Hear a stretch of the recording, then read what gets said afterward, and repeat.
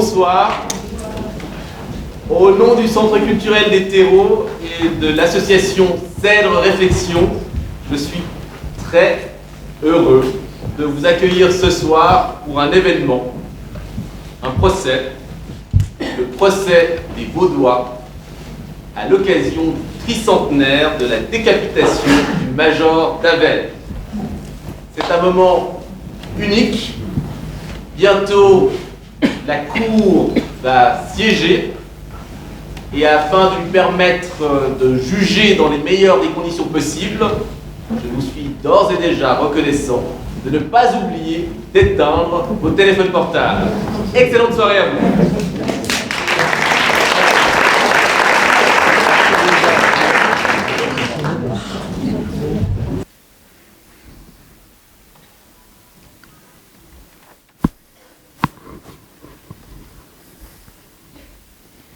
Mesdames et messieurs, veuillez vous lever pour la Cour. Attends.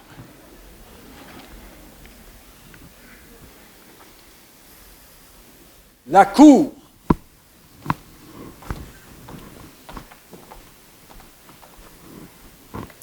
Mesdames et messieurs, vous pouvez vous asseoir.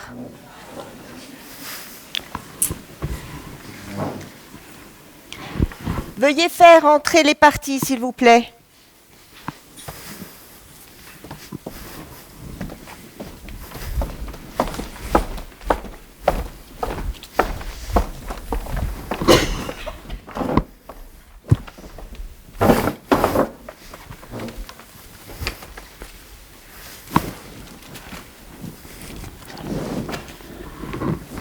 Le tribunal de Lausanne prend séance pour instruire et juger la cause dirigée contre le peuple vaudois et le peuple vaudoise, prévenu d'assassinat subsidiairement meurtre.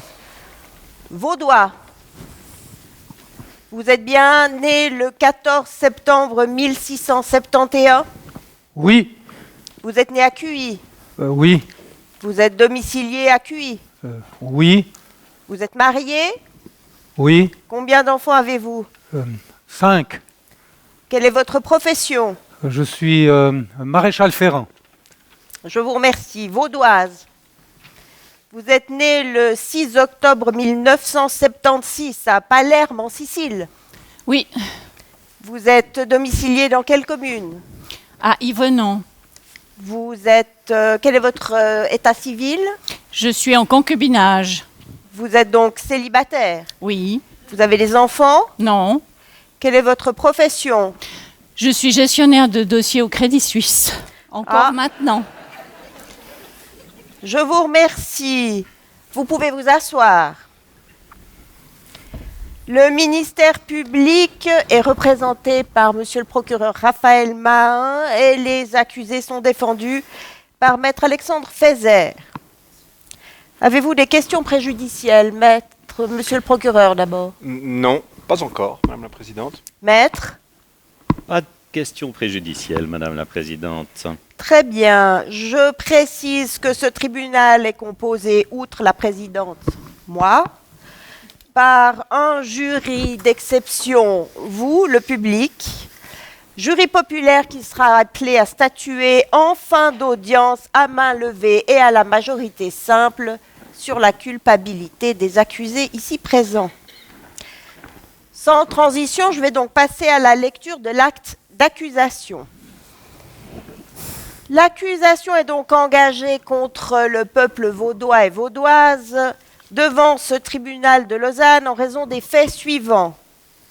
Le 31 mars 1723, alors à la tête de 5 à 600 hommes, le major Jean-Daniel Abraham Davel, qui se prétendait inspiré par une belle inconnue, a marché depuis Cuy sur Lausanne dans le but de libérer le peuple vaudois du joug bernois. Le conseil municipal de Lausanne, l'ayant entendu, afin de l'intérêt pour ses doléances, mais a adressé dans le même temps un rapport secret aux autorités bernoises. Le 1er avril, le major Davel a été arrêté et jeté en prison, torturé Il n'a avoué aucun complice et a juré avoir conçu, préparé et conduit son action seul. Il a été jugé et condamné à mort par le tribunal des bourgeois et citoyens de Lausanne. Ce jugement ayant été ratifié par leurs excellences de Berne, Jean-Daniel Abraham d'Avel a été décapité le 24 avril 1723 à Vidi. Par ces faits, le peuple vaudois semble s'être rendu coupable d'assassinat, dont la définition est la suivante. Si le délinquant a tué avec une absence particulière de scrupules, notamment si son mobile, son but ou sa façon d'agir est particulièrement odieux, il sera puni d'une peine privative de liberté à vie ou d'une peine privative de liberté de 10 ans au moins. Subsidiairement, meurtre, dont la définition est la suivante. Si le délinquant a tué alors qu'il était en proie à une émotion violente, que les circonstances rendaient excusable, ou s'il était au moment de l'acte dans un état de profond désarroi, il sera puni d'une peine privative de liberté d'1 à 10 ans. Voilà, la lecture de l'acte d'accusation ayant été faite, est-ce que vous avez des réquisitions ou nous pouvons passer à la suite?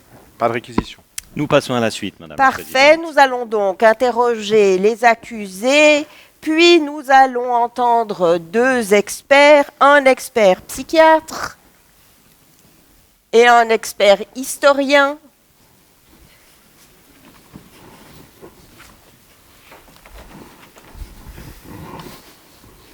Vaudois, Vaudoises, voulez-vous vous lever s'il vous plaît? Vaudois, est-ce que vous estimez être un bon Vaudois? C'est... Oui, Pour vous, qu'est-ce que c'est être un bon Vaudois? c'est habiter le pays, parler sa langue, et puis travailler, puis être honnête, respecter les lois. Voilà. Vous connaissez le major d'Avel? Oui, il est de QI, enfin il était de QI lui aussi, oui. Et qu'est-ce qu'il vous inspire? C'était quelqu'un qu'on admirait, c'était un notaire, hein. Et puis, on savait qu'il aidait aussi les gens, c'était quelqu'un de respecté. Et puis quand on a appris qu'il était major, ça nous a aussi impressionnés. C'est un grade, pour nous, c'était un témoignage que leurs excellences de Berne avaient de la considération pour lui. Très bien. Vaudoise, même question. Est-ce que vous estimez être une bonne Vaudoise? Oui, bien sûr. Qu'est-ce que c'est pour vous être une bonne Vaudoise? C'est habiter dans le canton, y payer ses impôts, le connaître un petit peu, à l'apprécier. Voilà. Et aujourd'hui, quel regard vous portez sur le major d'Avel? Vous le connaissez? Alors, je le connais un peu, d'en avoir entendu parler à l'école, un petit peu. Je reste... je me questionne quant à ce qu'il a mis en place pour mener sa campagne. Qu'est-ce que vous voulez dire par là? Je trouve qu'il était, pour un militaire, je trouve qu'il il s'est très mal préparé. Je ne comprends pas très bien comment il est parti comme ça avec 600 hommes qui n'étaient pas armés, ou qu'il n'y avait pas de balles dans les fusils. Je ne comprends pas comment il s'est organisé. Je trouve que c'était voué à l'échec et je ne comprends pas pourquoi il a voulu partir comme ça tout seul. Je vous remercie. Monsieur le procureur, est-ce que vous souhaitez poser des questions aux accusés? Oh oui, Madame la Présidente. Vous avez la parole. J'en ai 1000, mais j'irai à l'essentiel, je vous rassure. Oui, alors pas 1000, je ne vous laisserai pas en poser 1000. Oui, ça, Direct, net, ça, concis je m'en et percutant, Monsieur Oui, le ça, je m'en procureur. doute. On ne va pas commencer, on va tranquillement y aller, chacun à son tour. Ah, absolument, tout sera très serein, je vous rassure. Je me permettrai de commencer, si vous me le permettez, Vaudois, par vous poser des questions. Vous étiez où au moment des faits? C'est-à-dire, dès le 31 mars, ensuite le 1er avril et les jours qui ont suivi, vous étiez où? Vous faisiez quoi? J'étais accueilli, et puis je travaillais. Il faut nourrir sa famille. Hein. Ouais. Rappelez-nous en quoi consiste votre journée. Je me lève, pas tout à fait avec le chant du coq, mais enfin, pas loin. Et puis, je ferre des chevaux ou j'effectue quelques travaux avec le métal. Enfin, voilà, c'est ma profession. D'accord, merci. Alors prenons peut-être, si vous êtes d'accord, le 31 mars 1723. Que s'est-il passé ce jour-ci à Cuilly? Vous avez quelques vagues souvenirs, peut-être? Alors, rien de spécial. À Cuilly, la vie s'est déroulée normalement. On ne savait pas que M. Davel, que le major était allé... on avait entendu parler de choses, mais enfin... Ouais. Combien d'habitants compte Cuilly environ, le bourg de Cuilly? Le bourg de Cuilly, c'est difficile à dire parce qu'il y a plein de fermes foraines. Non, mais j'entends 500, 3000, 20 000, 150 000. Non, plutôt proche de 500 si on parle de Cuilly. D'accord. Une seule question. Oui, non, attendez. Non, rapide. Oui, j'ai bien compris. Et après, ça sera à la... J'ai bientôt terminé. Ce que j'aimerais comprendre, Vaudois... Une question. Non, attendez, monsieur. Qu'une question. Monsieur le procureur s'exprime pour faire l'instruction, Madame la Présidente. Non, mais une question. Oui, j'ai bien compris. Choisissez Ma question, à elle est Vaudois choisie. ou à Vaudoise. Non, attendez. J'ai des questions pour Vaudoise aussi. Madame la Présidente, vous êtes la police de Non, mais l'audience. attendez, on doit faire Alors, l'instruction. Maître. Enfin. Maître. Vaudois. Une question. Je termine. C'est ma dernière question en Vaudois. Il y en aura d'autres pour Vaudoise. Elles seront très raisonnables et très pertinentes, je vous assure. Vaudois. Mais trop longue. Le jour du 31 mars, vous nous dites aujourd'hui, vous ne saviez rien de ce qui s'est tramé et ce qui s'est déroulé à Cuilly. Oui. Vous ne saviez rien. C'est pas mes affaires. Merci pour cette réponse. Vaudoise, quelques siècles plus tard, quel regard portez-vous sur ces événements? Du 31 mars au 24 avril 1723, mettons, pour faire simple. Comme je l'ai dit tout à l'heure, j'ai de la peine à les comprendre. Je pense que le major Davel avait certainement des bonnes raisons d'agir comme il l'a fait. Je trouve juste qu'il s'y est pas très bien pris, si j'ose le dire comme ça. Vous auriez eu des conseils à lui donner, c'est ça? Monsieur le procureur, Sûrement. Monsieur le procureur, nous devons terminer. Je vous prie, c'est ma dernière question. Vous avez fait une allusion tout à l'heure au fait qu'il n'avait pas de balle de fusil et vous avez présenté ceci comme un signe d'incompétence, d'incurie, de malpréparation. Est-ce que vous savez qu'il y avait là un acte délibéré ou est-ce que vous l'ignorez? Alors, je l'ignorais. Je vous remercie. Pas d'autres questions. Maître Fézère. Merci, Madame la Présidente.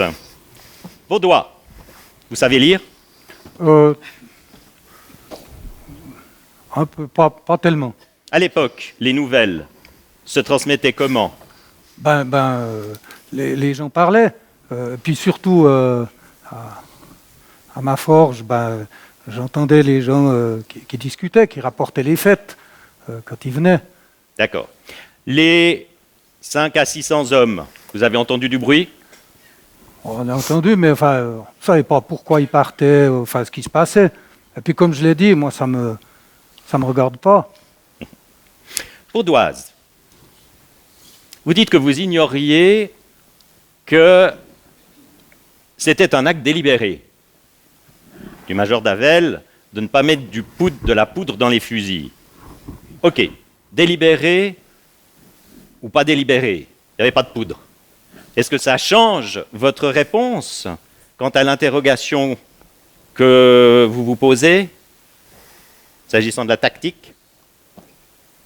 Je ne comprends pas très bien votre question. Vous dites que vous êtes étonné que le major soit parti avec 500 hommes, pas armés. D'accord. La troupe avait des fusils. C'est une question ou un La récit? troupe avait des fusils. Monsieur le procureur, n'intervenez pas. Merci. Il n'y avait pas de poudre. Donc, est-ce que pour vous, que cet acte soit délibéré de Davel change quant au fait que vous estimez que c'était mal préparé. Oui, bien sûr que ça change. Merci. Pas d'autres questions. Ah. Bien. Si vous n'avez pas d'autres questions, vous voulez rebondir? Non, apparemment, ça ne vous plaît pas de poser beaucoup de C'est questions, pas- mais j'en Mais reste si je là vous pour pose la l'instant. question, c'est que ça me plaît là. Je, tout de je suite. vous remercie. Je vous remercie, j'en reste là pour l'instant, Madame la Présidente. Très bien. Maître Fézère aussi. Est-ce que nous pouvons entendre les experts? Absolument. Très bien. Nous allons donc appeler le premier expert, qui est un expert historique, Monsieur Gilbert Coutat. Vous pouvez venir à la barre, s'il vous plaît.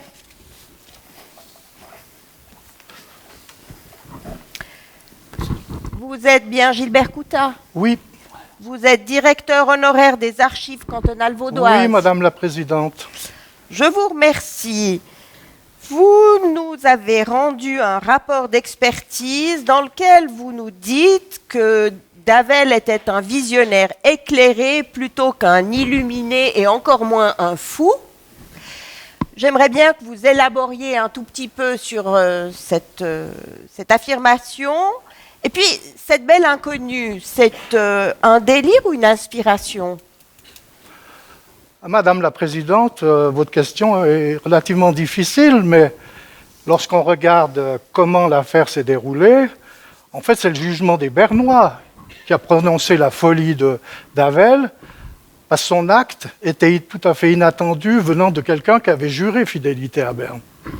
La famille, pour atténuer la sédition, l'acte séditieux catastrophique du fils, a aussi prétendu qu'il y avait des problèmes de folie dans la famille. Ça, c'est la théorie et la version officielle. Mais l'intimité d'Havel nous révèle un personnage qui a une idée pour son canton, il parle pour le canton, il est prêt à sacrifier sa vie pour le canton, enfin le pays de Vaud dans le cas présent. L'autre aspect, effectivement, son projet politique est peu clair. Il énonce la volonté d'émanciper le pays de Vaud de la tutelle bernoise. Il adresse d'ailleurs dans son manifeste une série de griefs très forts, très sévères, qui montrent qu'il a vraiment une conscience du devenir de son pays, mais il ne l'accompagne pas d'un projet politique. On a prétendu, et ce n'est pas de lui, que le pays de Vaud devenir le 14e canton de Suisse. C'est les interlocuteurs qui ont donné ça, Jean-Pierre de Crouzat en particulier.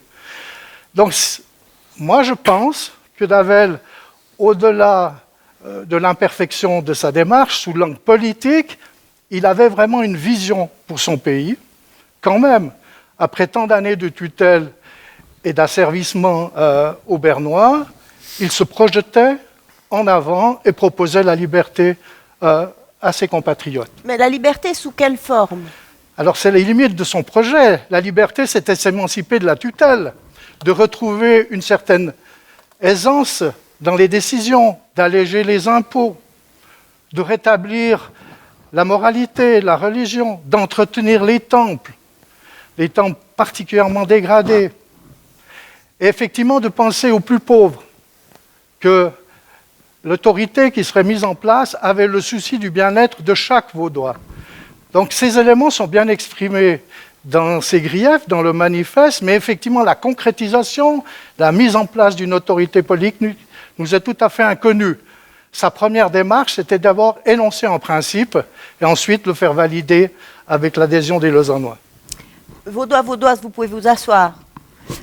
Merci. Quelle était son audience? Bon, il faut savoir que l'affaire s'est traitée sous forme d'un huis clos. Il a une démarche, et à la différence de ce qu'a dit la Vaudoise, quand même réunir 500 soldats sur la place d'armes de Cuy, ça devait quand même impressionner la population locale.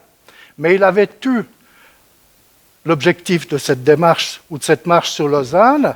Et effectivement, il amenait une troupe dont il avait enlevé la poudre dans les fusils. Il ne voulait pas engager la vie de ses soldats, il ne voulait engager que la sienne. Il ne voulait pas d'effusion de sang. Et si on veut, l'événement, dans un premier temps, s'est traité à l'hôtel de ville. Le soir, Son principal détracteur lui a offert le gîte, le couvert. On l'a emprisonné, mais par des voies détournées, on l'a amené au château. Donc cette affaire est restée plus ou moins cachée de la population. Par contre, elle a largement fuité parmi les élites, puisque dès le soir même, des premières lettres étaient déjà écrites entre Lausanne et Genève, où on informait, mais avec un certain flottement, que quelque chose d'anormal se passait à Lausanne. Donc la véritable audience va être acquise au moment de la décision, et au-delà de l'exécution, de la décapitation à Vidi, et Davel est promené pour édifier la population à travers la ville de Lausanne. On a choisi un jour de marché d'ailleurs, le 24 avril, et c'est une foule immense, émue, d'origines différentes. Il y a des Anglais, il y a des Genevois. Tous ces gens vont rapporter donc la véritable bascule, et le rayonnement de Davel, en fait, s'obtient à Vidi. Et puis, parmi ces hommes qui l'ont suivi, est-ce que tous avaient conscience de son projet? Ou ils l'ont suivi parce que c'était le major Davel en qui ils avaient confiance? Alors, je retiendrai plutôt votre deuxième proposition. Effectivement, il a caché à ses officiers, ce qui a fait d'ailleurs fait dire par ses commentateurs que c'était un geste immoral, un major qui rompt son serment de fidélité. Mais ses officiers, même peu ou pas informés de la démarche, lui ont fait confiance parce qu'il avait une autorité évidente sur ses soldats et sur ses officiers. C'est un homme du terroir et c'est un homme honoré par le titre de major, mais qui vient avec quand même un certain nombre de grands faits, notamment la guerre de Villmergen. J'ai juste une dernière question, monsieur l'expert. Vous avez parlé de sa famille tout à l'heure.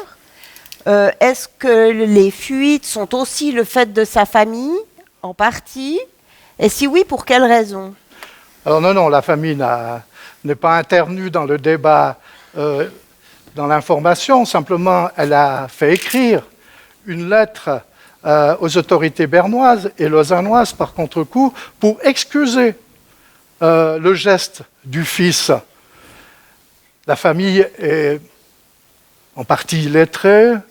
C'est vrai qu'elle compte parmi elles un personnage important, Pierre Davel, qui enseigne à l'académie, mais il n'est pas agissant à ce moment-là, il est décédé. Et donc c'est une affaire qui a été traitée par d'autres, mais ces coreligionnaires de QI l'ont plutôt dénoncé. On trouvait que c'était un acte honteux qui portait atteinte à l'honneur de Lavaux, et il n'a pas été soutenu dans sa région même. Les élites se sont préoccupées de cette affaire à des sens divers. Et en fait, le personnage a surtout ému la classe dirigeante, même ses principaux détracteurs, par sa noblesse d'âme au moment de la décapitation. Je vous remercie. Monsieur le procureur, des questions à l'expert? Oui, je vous remercie. Monsieur l'expert, vous me permettrez de m'intéresser au comportement du prévenu, le peuple vaudois, en marge de ces événements funestes. Est-ce que vous pouvez, c'est ma première question, nous en dire plus sur ce soir funeste du 1er avril, où on a faim d'entendre ses doléances, de porter son projet dans une certaine mesure, mais où, en parallèle, on était en train de préparer la suite? Est-ce que vous pouvez nous en dire plus? Oui, bien sûr, monsieur le procureur. Effectivement, la félonie des Lausannois va jusqu'à la bassesse. Au lieu de le décourager dans son entreprise, ils préfèrent le trahir et s'empressent de le dénoncer auprès de l'autorité bernoise. Dans la nuit même, plusieurs courriers vont partir à Berne, dont un sera physiquement représenté par un membre du Conseil du 24, qui exprimera l'acte d'Avel, mais les conseillers avaient juré fidélité à Berne et surtout étaient soucieux de maintenir leur carrière, leurs privilèges. On est dans une Lausanne oligarchique qui n'entend pas perdre ses prérogatives. Et en fait, Davel dérange. Et il dérange surtout son compagnon d'armes. Il faut le nommer expressément Jean-Daniel de Crouzat, qui est major de Lausanne, qui appartient à la famille dominante de Lausanne. Le père est bourgmestre, l'oncle est recteur de l'académie, Jean-Pierre de Crouzat. Donc ce petit groupe, ce petit noyau agite le reste du conseil plutôt pour se protéger que pour défendre Davel. Merci, ça me paraît très clair. Ça m'amène à la deuxième question. Vous avez fait référence il y a un instant à ces lettres qui ont circulé dès le soir même auprès des baillis, auprès des élites, dans votre majestueux rapport d'expertise, l'autre rapport d'expertise que vous avez rédigé notamment en vue de la soirée d'aujourd'hui. Je fais allusion à cet ouvrage ici. En page 39, vous citez la longue liste de ces lettres qui ont été adressées, Chillon, Aigle, le bailli d'Aubonne a été averti, Moudon, Morges, etc. À partir de ce moment-là, quand est-ce que l'on peut dire que le peuple vaudois commence à être informé? Dans les jours qui viennent, et comment ça se passe jusqu'au moment fatidique de l'échafaud le 24 avril? Oui, là, je crois que c'est, monsieur le procureur, si j'ose dire, c'est une très bonne question. Surtout qu'elle est fondée sur un ouvrage Toutes les questions sont bonnes du ministère. Mais effectivement, on touche à ceux qui dirigent dans les baillages, aux représentants bernois, mais on n'informe pas le peuple pour autant. Et pour avoir étudié la situation entre Lausanne et Genève, c'est tous les jours, presque heure par heure, que les autorités genevois sont informés de ce qui se passe à Lausanne par des fuites. Dans le milieu politique, c'est une habitude, mais c'était déjà une habitude en 1723. Mais précisément, si vous permettez, parce que votre affirmation est intéressante, vous dites dans ce même rapport d'expertise, l'immédiateté et la viralité de l'information, on a ici des termes postmodernes quasiment, la viralité de l'information sont sidérantes. Et là, on est d'accord, vous ne faites pas seulement allusion aux quelques baillis corrompus cités dans ces premières lettres. Non, parce qu'on a une presse qui va s'emparer de cet objet. Des échos sont donnés dans la presse hollandaise, dans les pays protestants. Il faut bien comprendre, il y a un événement en arrière-fond, c'est ce qu'on appelle la formula consensus, où à partir de 1675, Berne et les cantons protestants de la Confédération des 13 cantons avaient décidé d'obliger les pasteurs à signer un formulaire pour confirmer l'orthodoxie protestante. Et cette obligation a déplu, mais Berne s'est entêté de maintenir cette obligation. Le geste de Wawel va momentanément freiner le mouvement, mais la décision d'obliger les pasteurs à signer sera abrogée qu'en 1758. Alors la presse protestante s'est emparée de ce sujet avec des correspondants, c'est ça qui est extraordinaire. On a des gens qui écrivent de Lausanne-Berne à des journaux hollandais, prussiens, anglais, et même la presse catholique s'en empare. Donc, on a sous-estimé là que ce n'est pas un fait local, c'est un fait international à cause de ce fondement de la guerre autour du protestantisme et notamment des formes dérivées du protestantisme. Merci beaucoup, monsieur l'expert, c'est très complet. Une dernière question. Je fais référence ici au jour de la décapitation, au 24 avril. Sur l'échafaud, vous avez mentionné il y a quelques instants l'émotion qui a dû traverser certaines personnes présentes. Comment vous vous expliquez qu'il n'y ait eu que très peu de réactions ou si peu de réactions de compassion, de soutien à cet homme qui est resté digne et comment vous expliquez l'attitude du prévenu à ce moment-là et par la suite, bien sûr, après la décapitation? Donc il faut bien comprendre quand même, on est dans un régime oligarchique, absolutiste, qui est populaire, qui traverse toute l'Europe. Louis XIV est à la tête d'un pays dont on admire la gestion. Et donc, on ne se pose même pas la question de combattre ce régime. Il est de droit divin.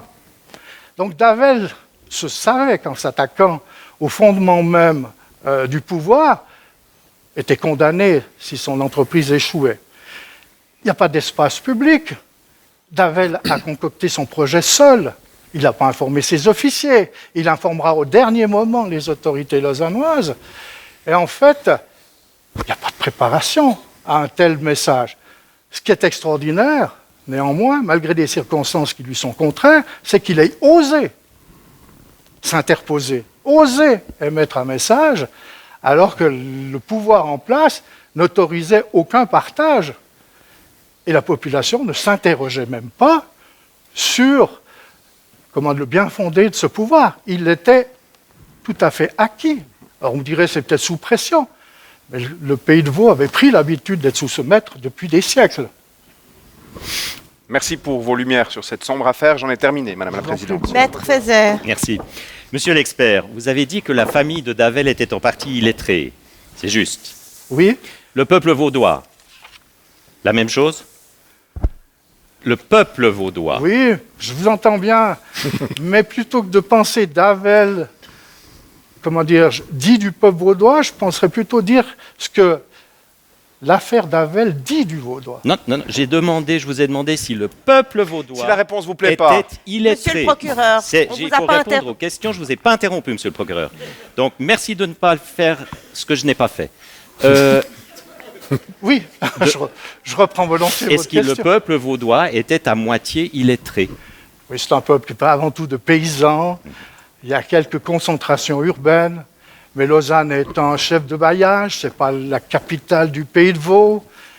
Lausanne a perdu toutes ses prérogatives, même malgré des compensations de 1536. Effectivement, il y a une académie, mais elle est là pour former des pasteurs, hein, qui apportent la bonne parole, qui l'imposent. Mais ça touche qu'une petite population. L'académie reçoit d'ailleurs des professeurs étrangers de renom, mais une partie des étudiants ne sont pas vaudois. Ils viennent de Genève ou d'ailleurs. Donc, la grande majorité de la population est complètement à l'extérieur de la culture, et d'autant plus quand une affaire comme celle-là, il n'a pas la capacité de l'interpréter. Vous avez dit à un moment que les Lausannois ont agi, les conseillers à Lausanne ont agi, mais ce n'est pas le peuple vaudois. Alors j'insiste, hein, dans la chronologie, c'est quand même une affaire qui s'est réglée d'abord avec les Les Lausannois. Lausannois. Et Davel, quand il intervient, pense qu'il va trouver à Lausanne des alliés. En fait, il va trouver que des sujets, des gens indifférents à sa cause, mais surtout soucieux de préserver leurs prérogatives. Ce sont les Lausannois qui sont engagés. C'est eux qui ont stoppé l'opération. C'est un petit groupe qui s'est arrogé le droit de dire non à Davel. Et c'est ce qui choque un peu, c'est qu'en fait, Davel avait une ambition pour le pays de Vaud, mais en fait, tout s'est déroulé à Lausanne, à l'insu du peuple vaudois, et sans qu'il ait la moindre participation au débat. Mais vous avez dit autre chose aussi, c'est qu'il avait la confiance de ces hommes militaires. Et en même temps, il ne leur dit rien aux officiers au dernier moment, mais aux soldats. Il ne leur dit rien de ce qu'ils veulent faire. Comment Davel, vaudois militaires, pouvait-il penser qu'ils agiraient, après tout ce que vous avez dit par rapport à leurs excellences de Berne, par rapport à la monarchie en France, en ne sachant rien, en étant mis devant le fait accompli? Est-ce qu'il n'a pas un peu trahi leur confiance en ne disant rien? Monsieur l'avocat, sans jeu de mots, il y a un côté désarmant dans l'affaire Davel. Effectivement, il y a quelque chose de décalé par rapport à sa carrière d'officier. Mais c'est toute la dimension religieuse du personnage qui m'intéresse. Il a passé un pacte avec Dieu. Il a testé, en jeûnant, en priant, s'il était vraiment appelé par Dieu. Il y a un mot qu'on a oublié chez Davel, c'est d'ailleurs peut-être une caractéristique de l'affaiblissement du sens religieux aujourd'hui, mais plusieurs fois, il se dit appelé. Le mot vocation apparaît plusieurs fois dans les interrogatoires. Il est l'appelé de Dieu, il a passé un acte avec Dieu, et Dieu, il consent, peut le faire échouer dans son entreprise. Donc c'est pour ça qu'il suit ce pacte, il s'intéresse moins aux directives humaines. Il prend le risque de dénoncer son serment, mais en fait, il se met en règle avec Dieu, et il est au-dessus des lois humaines. Et c'est pour ça que la lecture de Davel est complexe, parce que si on ne lui associe pas cette religiosité, on en tombe dans l'incohérence du personnage. Effectivement, cette affaire est aussi décalée que déroutante. À peine entamée, elle est vouée à l'échec. Mais Davel en était conscient, et il a vécu ça comme l'œuvre qu'il devait accomplir. On a parlé de la belle inconnue, peut-être inspiré lointainement dans sa jeunesse, et là, il découvre effectivement cette prophétie de 1691. Mais à vous entendre, vu que Davel était conscient de l'échec de son entreprise, est-ce que finalement il ne considérait pas que c'était sa mort qui allait planter une graine? Alors je n'irai pas dans le sens de votre affirmation. Il pensait pouvoir s'appuyer sur les Lausannois. Il avait quand même des amis qu'il pensait sûrs, notamment ce Jean-Daniel de Cruzat. Il était estimé.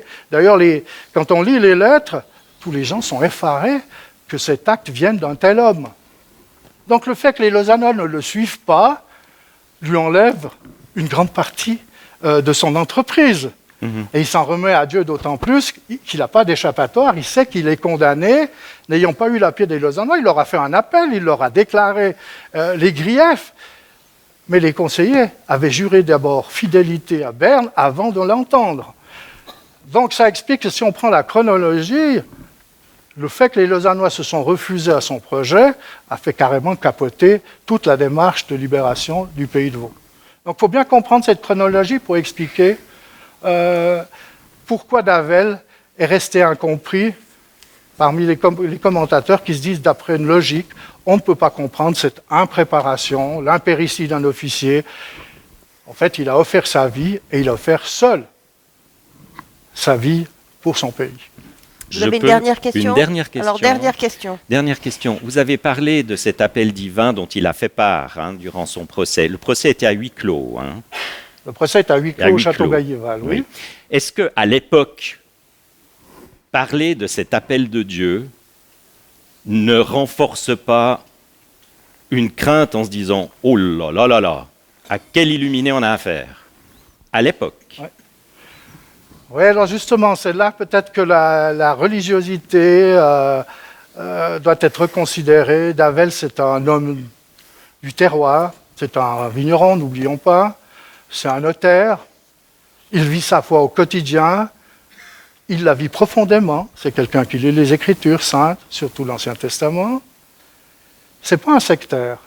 Donc à quelque part, il porte le message de son époque, et lui, il a une confiance complète en Dieu. C'est pour ça que par la suite, dans un camp autre que ses détracteurs, on l'a sanctifié, les églises l'ont reconnu, les catholiques en ont fait un soldat chrétien. Il y a cette lecture chez le personnage, vu sa relation avec Dieu.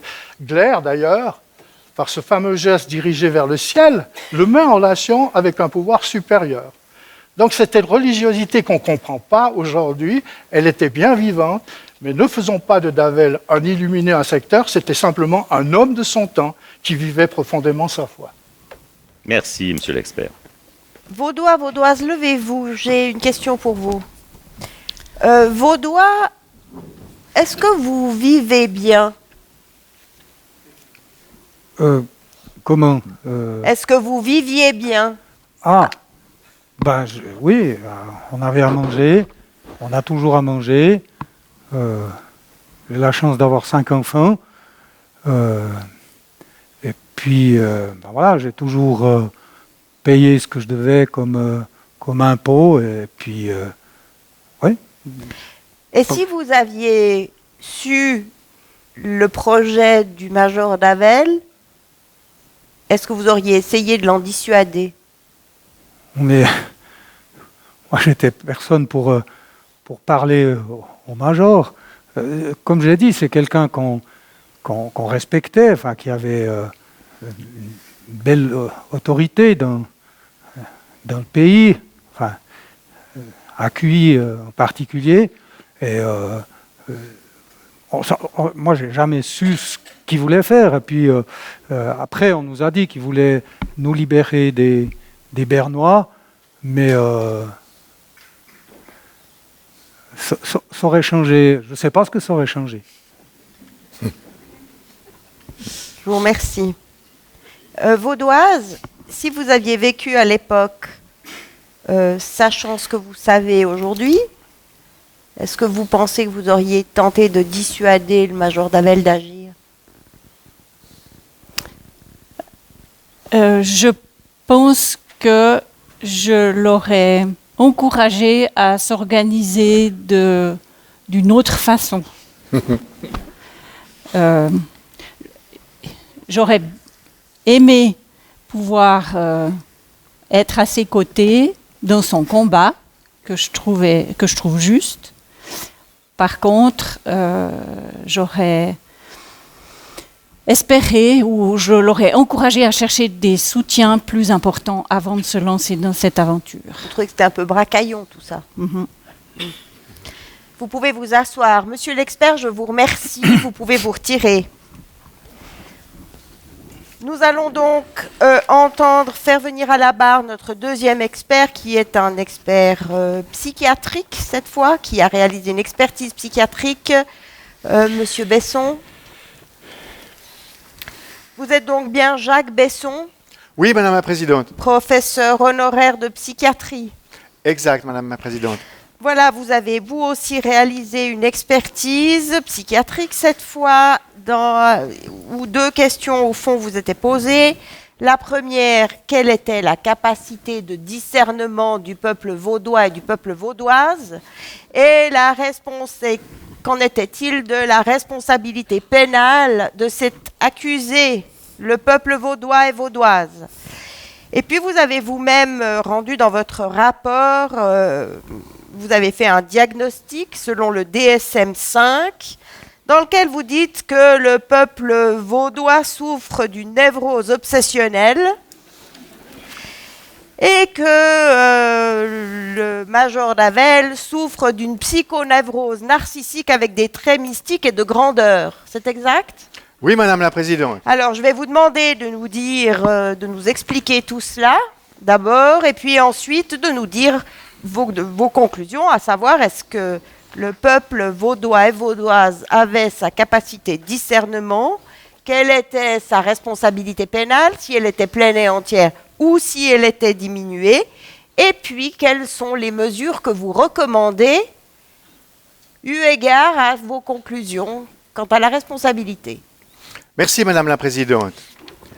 Tout d'abord, j'aimerais dire que pour un expert psychiatre, il est inhabituel de faire l'expertise d'un peuple. Je procéderai donc par analogie à une personne individuelle, comme nous sommes en droit de le faire, puisqu'il s'agit d'interroger une personnalité collective, si vous voulez.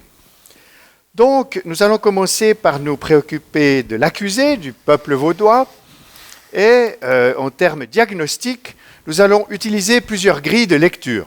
Tout d'abord, effectivement, l'instrument contemporain à la mode, l'outil psychiatrique américain, le DSM-5, et nous allons voir quels sont les critères qui ressemblent le plus à ce qui pourrait caractériser le peuple vaudois. Et effectivement, nous tombons sur cette question de la névrose obsessionnelle qui, en termes contemporains, s'appelle trouble obsessionnel compulsif. Il s'agit en fait d'une forme d'anxiété où le sujet est préoccupé par des pulsions, des désirs, qu'il combat par des compulsions, ou des rituels, si vous préférez. Donc, le trouble obsessionnel compulsif, ou névrose obsessionnelle, est assez caractéristique de notre peuple vaudois, qui aurait bien des envies, mais qui n'y accède pas. Il les combat. Vous avez des exemples ? Oh, peur parce qu'envie. Ça, c'est bien vaudois. Et puis alors, il y a un autre problème qu'on traitera secondairement, Madame la Présidente, c'est que dans notre beau canton, on produit du vin. Alors, évidemment, quand il y a un trouble anxieux, qu'est-ce qu'on fait? Accueillir. Hein? Pas qu'accueillir, je peut-être pas qu'accueillir, non. Je crois qu'à Lausanne aussi, mais bon. On picole. C'est l'anxiolyse, c'est l'automédication. Donc, la névrose obsessionnelle et l'abus d'alcool dansent ensemble. Voilà le vaudois névrosé. Je prendrai maintenant une grille de lecture psychanalytique. Nous allons voir ce que Sigmund Freud aurait dit lui-même dans cette affaire.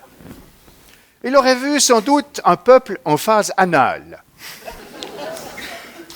qui se retient. Voyez, il ne se laisse pas aller, non? Alors, ça produit évidemment une forme d'immaturité émotionnelle, et puisqu'il faut bien vivre ses désirs, on va avoir quelques rituels pour les contenir. Voilà. Alors, c'est là que nous trouvons l'amour des lois. Voilà, l'ordre. la méticulosité, la propreté, voilà des vertus cardinales pour la névrose obsessionnelle collective. Et puis si ça coince, un petit coup de chasse-là. Donc Freud avait vu juste. Il y a là une phase anale où on voit que le peuple, dans son immaturité, est identifié à l'agresseur. Ça, c'est un mécanisme de défense. Que le petit garçon n'est pas content parce que son papa est sévère, il dit « moi, je serai comme papa ». Et puis, je tuerai tous les méchants au passage. Donc, l'identification à l'agresseur est un mécanisme de défense très puissant qui explique, toujours sur le plan de la psychanalyse, la question de la soumission à l'autorité. Un grave problème, très contemporain.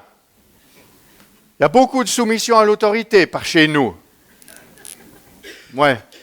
On aime assez les envahisseurs, les puissances étrangères, les multinationales. On leur cire les bottes. On est soumis à l'autorité. Voilà le diagnostic freudien d'une immaturité anale dans une névrose obsessionnelle collective avec une automédication au chasselas. Est-ce que le peuple vaudois, au fond, est-ce qu'on ne peut pas résumer en disant que le peuple vaudois est un peuple frustré? Ah mais naturellement, n'est-ce pas? La science moderne nous enseigne que derrière l'anxiété, il y a les psychotraumatismes. Mais le Vaudois est un psychotraumatisé, n'est-ce pas? Il s'est tapé le royaume de Savoie, il s'est tapé tous les envahisseurs, les Visigoths, les Ostrogoths, les Alamans, toute l'équipe. Il s'est fait taper dessus tout le temps parce que tout le monde veut lui piquer son chasse-là et ses beaux paysages. Oui, mais donc, vous admettrez avec moi que le peuple vaudois n'est pas le seul peuple à avoir connu des envahisseurs et tous ne sont pas frustrés.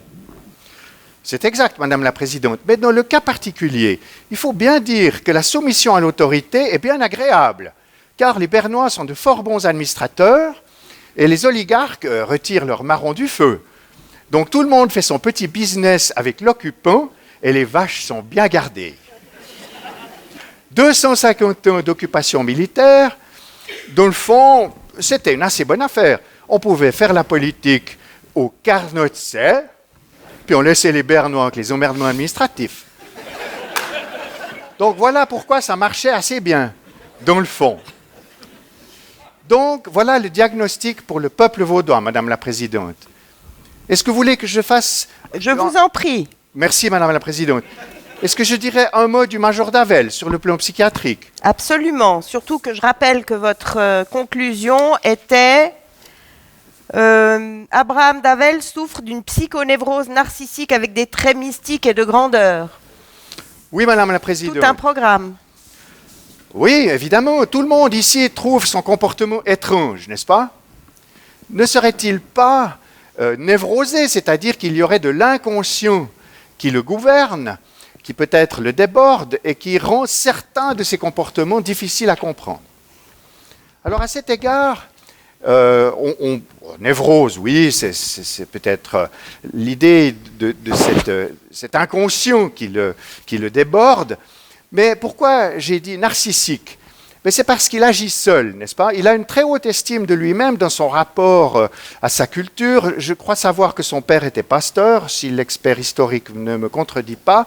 Donc, fils de pasteur, voilà, il y a quand même, ça fait quelque chose, je crois. Je vois qu'il y a quelques pasteurs dans le jury. Bien.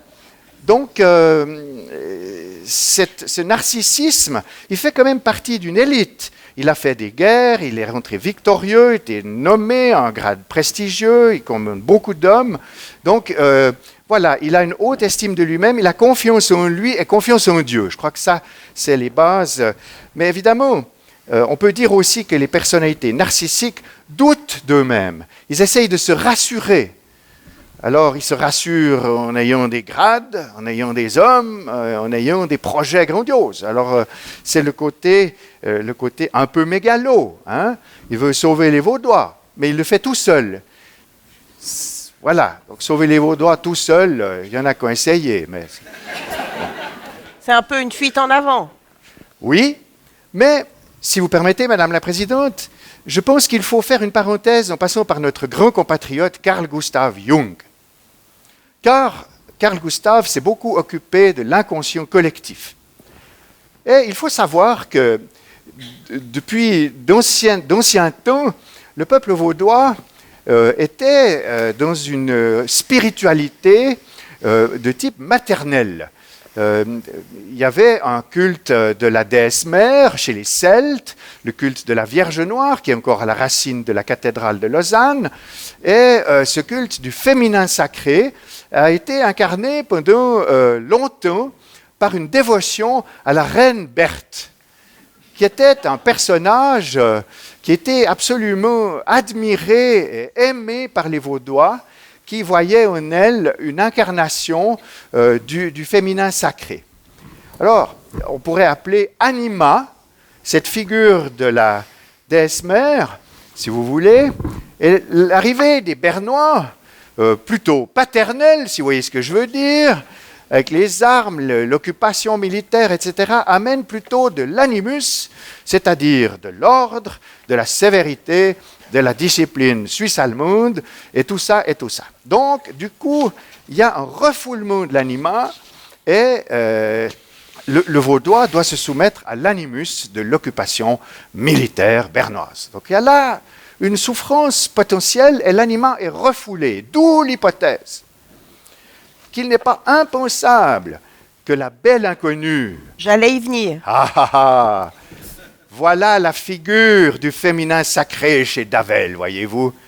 Parce qu'il va la voir, il aura peut-être fait une rencontre, accueillie, dit-on, mais surtout, il va l'idéaliser. Il va voir une figure de la justice, de la bonté, de la bienveillance pour les Vaudois.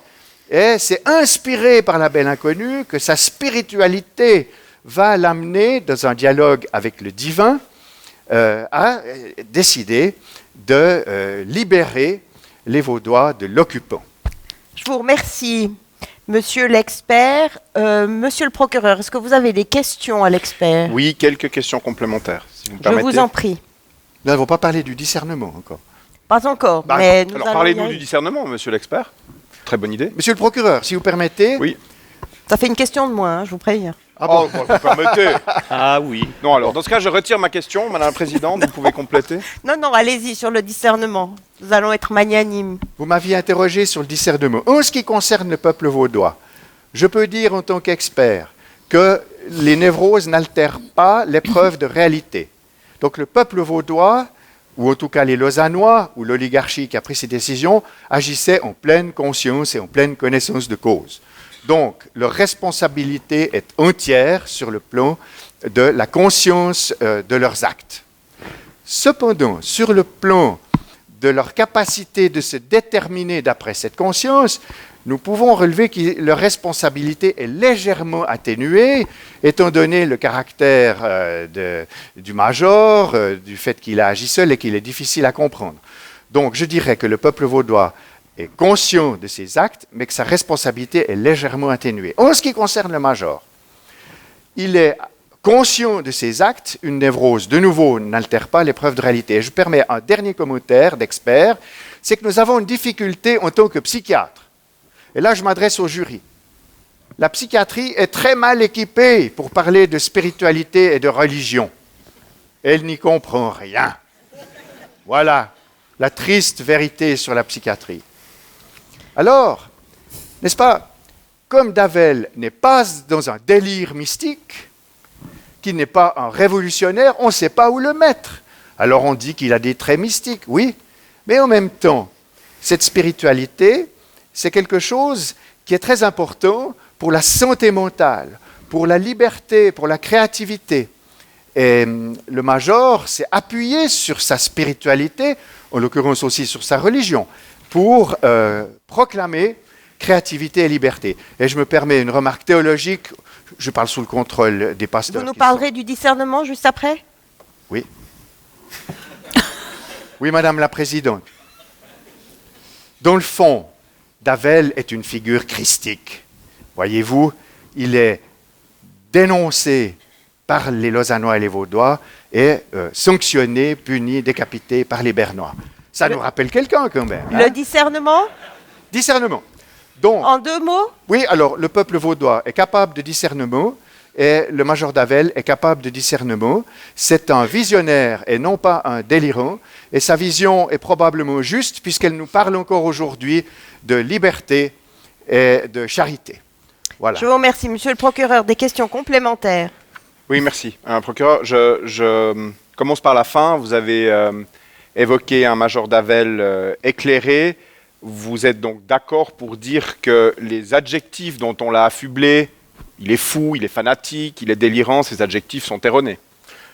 Oui, monsieur le procureur, il n'était pas fou du tout.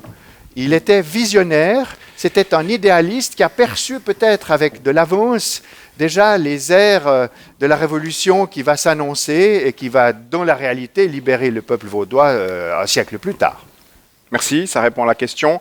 J'en ai une seconde. Un sujet que vous n'avez que peu évoqué dans votre compte-rendu il y a un instant.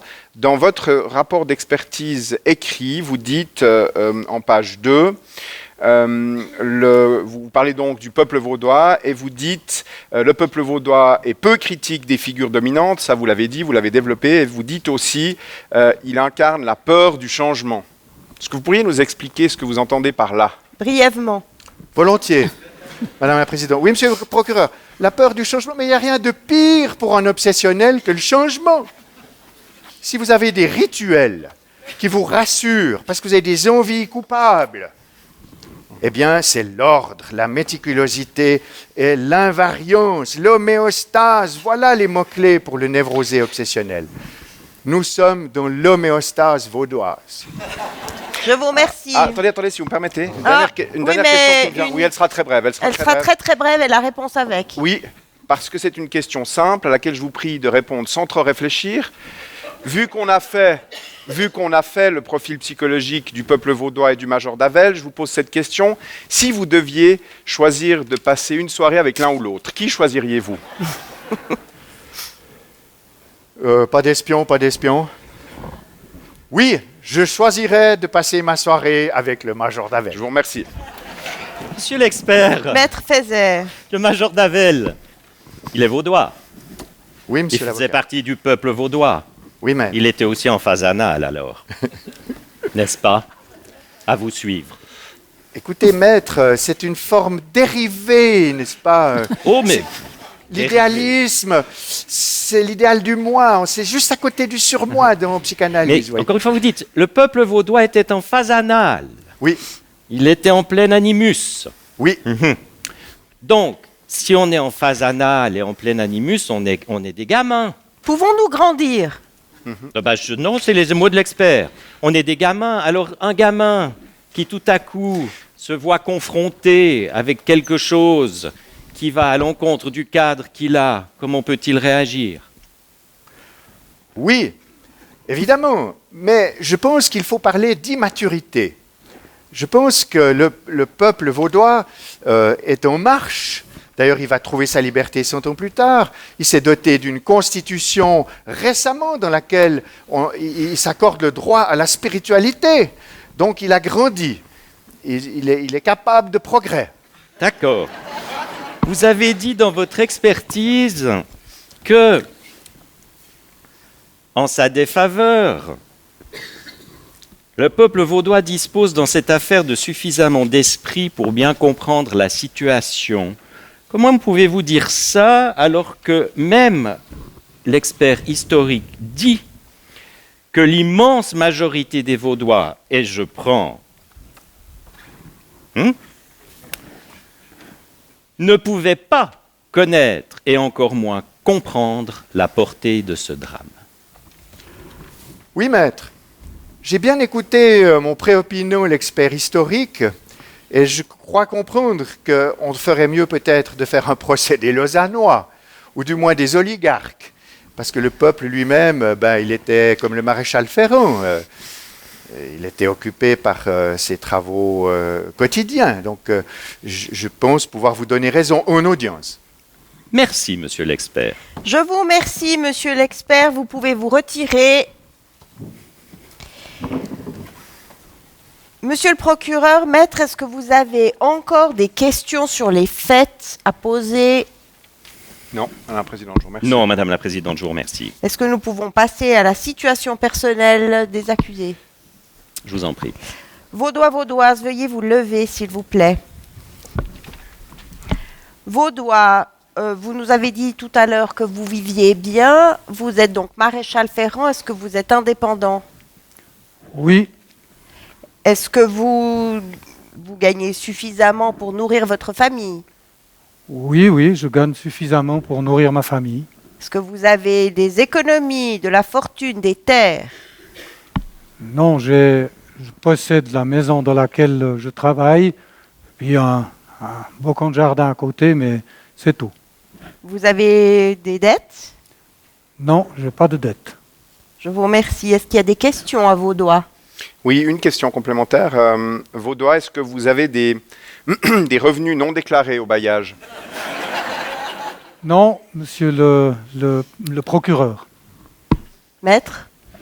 Vaudois, vous buvez votre verre comme les autres ou vous soignez vos angoisses dans le chasselas?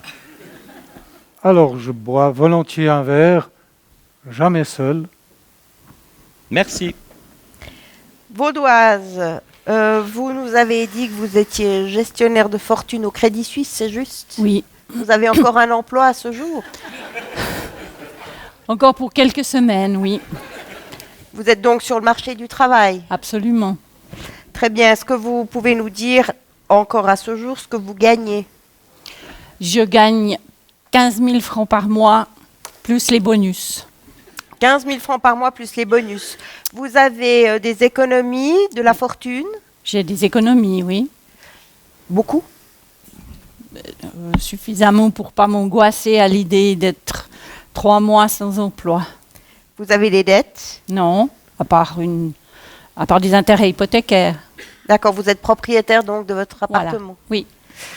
Très bien. Est-ce qu'il y a quelque chose de particulier que vous souhaiteriez ajouter à votre situation personnelle? Non, je suis en train de me poser plein de questions sur l'avenir des banques suisses. Mais à part ça, j'espère retrouver un travail dans ces entreprises. Très bien. Monsieur le procureur? Oui, merci. Une petite question complémentaire, vaudoise. Le peuple vaudois chante l'amour des lois. Qu'est-ce que cet amour des lois vous inspire à la lumière de la débâcle de votre employeur? Alors, ça m'inspire qu'il y a des lois qu'il faudrait changer et des contrôles qu'il faudrait arriver à faire pour que cette situation ne se reproduise pas.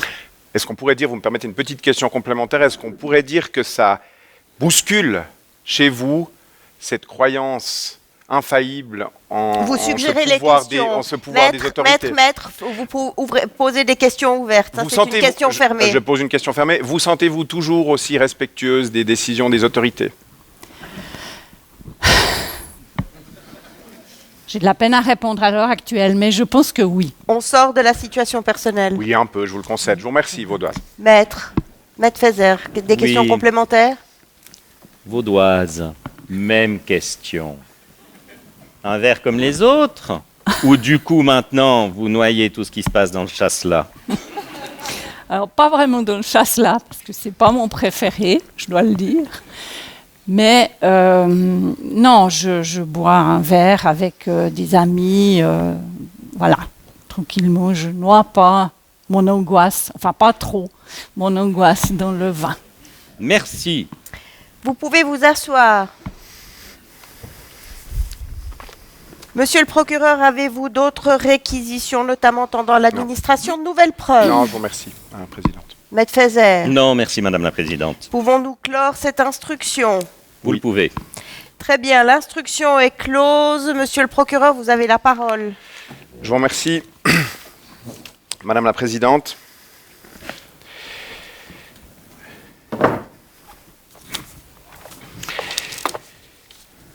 Madame la Présidente, Mesdames, Messieurs les membres du jury, les Vaudois n'aiment pas les têtes qui dépassent, alors ils les coupent. Voici en une phrase résumée la sombre face du peuple vaudois, du prévenu qui s'est illustré de la façon la plus éclatante dans toute cette affaire. Mais la tâche du ministère public est délicate, elle est difficile, mais néanmoins fondamentale. Elle est délicate parce que le ministère public du canton de Vaud doit porter l'accusation contre le peuple vaudois, situation un peu anodine, peu anodine, et il le fera, je le crois, je l'espère, avec diligence, avec probité, des valeurs qu'il porte haut, à la lumière de la devise « Liberté et patrie », qui a vu le jour quelques temps plus tard, comme tout le monde le sait ici. Le ministère public résistera au piège tendu par la défense, d'ores et déjà tendu, cela ne vous saute peut-être pas aux yeux, mais la défense nous accusera de tomber dans l'excès, nous accusera de peindre un tableau caricatural, alors nous ne tomberons pas dans ce piège. L'accusation sera faite de nuances, l'accusation s'en tiendra aux faits. En bref, l'accusation sera vaudoise. Elle ne sera pas genevoise, elle ne sera pas valaisanne, l'accusation sera vaudoise. Et la condamnation devra l'être aussi, car l'honneur qui a été souillé il y a de cela 300 ans doit être rétabli, lavé par le pays de Vaud lui-même. Enfin, permettez-moi une dernière remarque liminaire avant d'entrer dans le vif du sujet, si vous le permettez. Vous constaterez que je renonce à féminiser le peuple vaudois. Ne voyez pas là une inclination personnelle, ne voyez pas là non plus un geste subversif pour attaquer les mœurs de notre temps. C'est simplement parce que ces actes funestes sont, je crois qu'il faut le dire, exclusivement le fait de la testostérone et non de l'œstrogène. Et donc la féminisation à ce stade du réquisitoire paraît superflue. Le ministère public vous présentera d'abord les faits, en revenant brièvement sur certaines affirmations qui ont été discutées dans la phase d'instruction. Ensuite, s'attardera deuxièmement sur la faute, la culpabilité du peuple vaudois. Et enfin, terminera par la présentation de la peine qu'il requiert à l'encontre du prévenu, peine qu'il vous demandera donc, Madame la Présidente, Mesdames, Messieurs les membres du jury, de bien vouloir prononcer. Les faits tout d'abord. Faits qui semblent à l'aune de toutes les recherches historiques et de la présentation faite par les experts aujourd'hui, établi. Premièrement, le major a agi par altruisme, le major a agi par vision. C'était un éclairé, c'était un avant-gardiste, c'était un homme intelligent, un homme digne, de grâce que la défense ne vienne pas salir sa mémoire comme elle a déjà tenté de le faire à plusieurs reprises, n'est-ce pas ? C'est une tactique bien trop connue des prétoires que trop d'avocats utilisent que de salir la victime pour tenter de plaider la cause du prévenu. Deuxièmement, il est établi également que le major Davel a agi sans munitions. Il a agi sans coup férir. Alors Vaudoise semblait inspirée, elle semblait vouloir lui donner des conseils de stratégie militaire. Je ne reviendrai pas sur ces propos assez surprenants. Ce que j'aimerais dire ici, c'est que c'est la démonstration même qu'il a agi avec l'intention de ne pas blesser, de ne pas faire violence. Il a agi sans coup férir.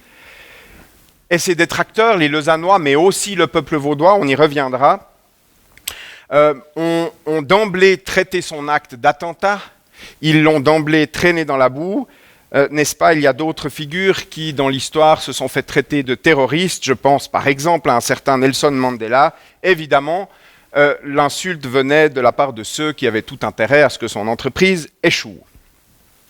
Troisièmement, il est frappant, et la lecture du rapport d'expertise nous conforte dans cette impression, il est frappant de voir comme les bourgeois ont organisé à l'intention du peuple vaudois une campagne que l'on appellerait aujourd'hui une campagne de fake news.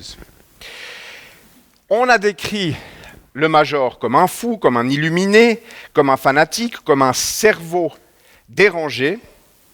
Et à vrai dire, il y a tant d'éléments erronés dans cette campagne qui ont percolé dans tout le peuple vaudois, bien évidemment, il y a tant d'éléments erronés que le ministère public en vient à regretter de ne pas avoir élargi l'accusation à des actes de calomnie et d'autres infractions possiblement contre l'honneur. Cela étant dit, c'est un autre débat que nous ne pouvons mener ici puisqu'il s'agit de qualifier l'assassinat du peuple vaudois. Quatrièmement, les bourgeois, mais aussi les Lausannois, j'y reviendrai, ont agi avec perfidie. Ils ont feint d'écouter le major, ils ont feint de lui apporter de la sympathie, mais ils l'ont amené à l'échafaud, ils l'ont torturé, nous ne sommes pas revenus sur ces faits en détail, ce serait tomber dans le pathos que de revenir en détail sur ces événements particulièrement graves. Ils l'ont torturé et ils lui ont infligé tous les supplices possibles et imaginables avant de sévir à Vidi, de nouveau par perfidie, et avec le peuple vaudois au cœur de cette action. Enfin, cinquièmement, et je conclurai très brièvement sur cette première partie pour vous dire que le major est resté digne. Il s'est caractérisé par une grande dignité. Il a conclu, comme tout le monde le sait, ou il a ouvert plutôt son discours sur l'échafaud par « Il s'agit aujourd'hui du plus beau jour de ma vie ». Voilà une illustration de plus qu'il n'agissait pas dans son intérêt, qu'il agissait par vision, par courage, par dévouement pour sa patrie. J'en viens maintenant à la question de la culpabilité. Madame la Présidente, Mesdames, Messieurs, les membres du jury. Je ne pensais pas ouvrir cette réflexion par ce sujet, mais je suis contraint de le faire, parce qu'alors on nous a servi, vous l'avez senti depuis le début de l'instruction, on nous a servi cet argument, cette grosse ficelle, c'est la faute à Lausanne. C'est toujours la faute à Lausanne. La péréquation intercommunale, c'est la faute à Lausanne. Le musée des Beaux-Arts trop près du lac, c'est de la faute à Lausanne. Le musée des Beaux-Arts trop près des rails ou trop massif, c'est la faute à Lausanne. On note une exception, les retards dans le chantier ferroviaire de la gare de Lausanne, c'est la faute aux officines bernoises, une fois encore. Mais donc, c'est toujours la faute à Lausanne, de grâce, ne tirons pas cette grosse ficelle. Sur ce sujet, j'aimerais dire, Madame la Présidente, Mesdames et Messieurs, les membres du jury, j'aimerais dire que les propos de Vaudois tout à l'heure sont, pour le dire poliment, assez incompréhensibles. 500 à 600 hommes réunis par le major, à QI même, une bourgade de quelques centaines d'hommes, un événement majeur, inattendu certes, mais majeur, bouleversant, subversif, et on vient nous dire aujourd'hui, oh, je ne savais pas, j'en savais rien. C'est tellement facile et c'est tellement classique pour un prévenu que de dire face à l'accusation et au tribunal « je ne savais pas, je suis pris la main dans le sac, mais je ne l'ai pas vu ». Ça aussi, ce serait intéressant de connaître l'avis du psychiatre sur ce genre de mécanisme de déni. Et sur ce sujet, permettez-moi de vous faire lecture d'un passage de l'expertise de notre expert Kouta, où il cite un texte, je cite, « Les représentants des 4 paroisses de Lavaux, craignant des mesures de rétorsion, viennent, et la citation du texte historique commence ici, témoigner l'amère douleur et mortifiant chagrin que leur a causé et que leur cause encore le séditieux et extravagant projet du major d'Avel, pénétrés comme ils le sont d'une vive douleur qu'ils soient, du milieu d'eux un indigne et malheureux sujet qui par une ingratitude la plus noire et une perfidie la plus exécrable ait osé former un si odieux attentat. » Ce sont les 4 paroisses de Lavaux. On est ici en avril, donc avant la décapitation de Davel sur l'échafaud, dans le lieu même où Davel vivait, sévissait, si vous me passez l'expression, que l'on ne vienne pas nous dire que personne n'était au courant, que personne n'a rien vu. Le déni est trop flagrant.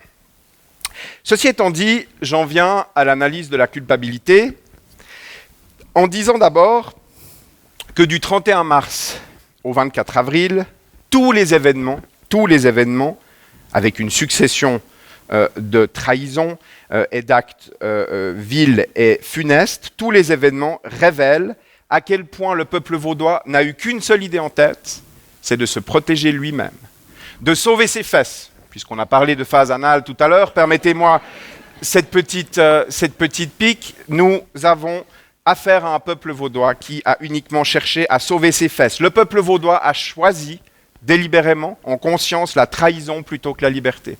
Le peuple vaudois a choisi l'allégeance aux bourgeois, aux corrompus, plutôt que la défense des opprimés. Le peuple vaudois, et oui, a choisi l'inertie plutôt que le mouvement. Liberté et patrie, disais-je. Le peuple vaudois a donc transformé liberté et patrie en lâcheté et veulerie. Et la lâcheté, Madame la Présidente, Mesdames, Messieurs les membres du jury, la lâcheté, selon le dictionnaire Robert, se définit comme la passivité excessive, le manque d'énergie morale. La définition est assez éloquente. On raconte une anecdote, une rumeur qui circule que Diderot et d'Alembert, lorsqu'ils rédigèrent leur encyclopédie quelques décennies plus tard, ont immédiatement pensé à l'affaire d'Havel et au comportement du peuple vaudois pour qualifier ce terme de lâcheté. On murmure aussi une rumeur selon laquelle les patriciens et bourgeois vaudois seraient intervenus auprès de Diderot et d'Alembert pour faire tracer cet exemple. Le ministère public instruira cette affaire dans une autre cause. Il ne peut évidemment développer davantage aujourd'hui. Mais il y a plus grave que la lâcheté, il y a cette immense et impardonnable faute d'avoir été du mauvais côté de l'histoire. N'est-ce pas, nous sommes dans le match point de Woody Allen. Nous sommes dans la théorie de l'effet papillon. Un petit battement d'aile d'un côté de la planète peut entraîner des conséquences dramatiques de l'autre côté de la planète. Il y avait un moment, dans toute cette aventure, où le peuple vaudois aurait pu se retrouver du bon côté de l'histoire. Permettez-moi ici de lire un bref extrait du texte d'André Bonnard, le professeur lausannois, qui date d'il y a un siècle. Je cite, « De ces conseillers qui sont des Vaudois, et j'insiste, dépend l'indépendance de la patrie. Cette indépendance, ils peuvent la fonder, la conquérir d'un seul coup. La patrie sera leur œuvre. Notre histoire en aurait été plus belle, plus digne. Plus tard, en 1798, il faudra recevoir la liberté de l'étranger, un peu comme une aumône. En 1723, il aurait suffi d'un moment de courage pour la mériter. Pas un conseiller ne l'a compris, pas un n'a osé forcer le destin. » Fin de citation. Je terminerai cette analyse de la faute, avant de passer à la peine, par une remarque très importante. J'ai dit que le ministère public fera preuve de nuance, de tempérance, toute vaudoise. Le ministère public reconnaît sans peine que le peuple vaudois est capable du pire, mais aussi du meilleur. Le peuple vaudois est capable du meilleur quand la tempérance ne signifie pas l'inertie, quand le compromis, on a parlé par la suite de compromis dynamiques parfois, pour le meilleur et pour le pire, c'est aussi un autre débat, mais quand le compromis ne rime pas avec compromission, là aussi, le peuple vaudois est capable du meilleur, et il a été capable du meilleur dans toute cette histoire, simplement 200 ans trop tard. Parce qu'il a attendu des esprits éclairés, Juste Olivier, Frédéric César de la Harpe et j'en passe, qui un siècle et demi plus tard se sont mis à lui ouvrir les yeux. Il a attendu ses premiers éclairés pour, 50 ans plus tard, ou presque, 200 ans donc après les faits, en 1923, cette fois-ci, prendre la mesure de l'événement et commémorer à sa juste valeur les faits d'armes du major d'Havel. Et je ne résiste pas ici à la tentation de vous citer un bref texte de Monseigneur Besson. Toute ressemblance avec l'expert psychiatre du jour ne serait que fortuite. Monseigneur Besson, et le fait de citer un évêque en ces lieux des terreaux ne manque pas de piquant non plus. Monseigneur Besson écrit à la veille des commémorations, le 23 avril 1923, pour parler de l'entreprise de Davel. C'était, je cite, la première tentative généreuse faite il y a 200 ans pour donner à notre peuple cette indépendance et la liberté que nous mettons au nombre des biens les plus désirables. Fin de citation. Si même les catholiques sont prêts à le dire en 1923, eh bien, mesdames et messieurs les membres du jury, c'est que le peuple vaudois est réellement passé à côté de l'histoire. J'en termine avec la peine. Le ministère public s'est longuement interrogé sur la peine qu'il allait requérir dans une affaire, vous en conviendrez, très complexe et singulière. À charge, le ministère public retient une cruauté particulière qui permet du reste de qualifier les actes d'assassinat, comme le prévoit le code pénal. Une cruauté particulière, le peuple vaudois, les patriciens, les Lausannois, mais aussi le peuple vaudois, ont menti, ont tué la vérité, ont torturé, ont calomnié, ont fait courir des rumeurs insupportables sur le major d'Avel. Deuxièmement, à charge, le peuple vaudois, et pardonnez-moi, on en a encore une assez belle illustration aujourd'hui, est tombé dans un déni des plus absolus. Il a préféré salir la mémoire du major plutôt que de reconnaître sa propre faute. À décharge, le ministère public a l'honnêteté de reconnaître qu'il y a eu une forme de repentir sincère, venue un peu tardivement, 200 ans plus tard, mais il y en a eu un, néanmoins, de repentir sincère. À décharge également, le ministère public fera application de cette disposition du code pénal qui permet d'atténuer la peine lorsque le prévenu a lui-même subi les conséquences de son acte. Vous aurez compris, le peuple vaudois a lui-même subi, en clair, un siècle de moins de liberté, et donc il en sera tenu compte dans la peine requise par le ministère public. Cette peine, c'est une peine de 10 ans d'emprisonnement pour assassinat que le ministère public requiert, sous la forme, bien entendu, vu les spécificités de la cause, sous la forme d'une interdiction de quitter le territoire vaudois pendant cette durée d'emprisonnement. Le ministère public s'est posé la question du sursis.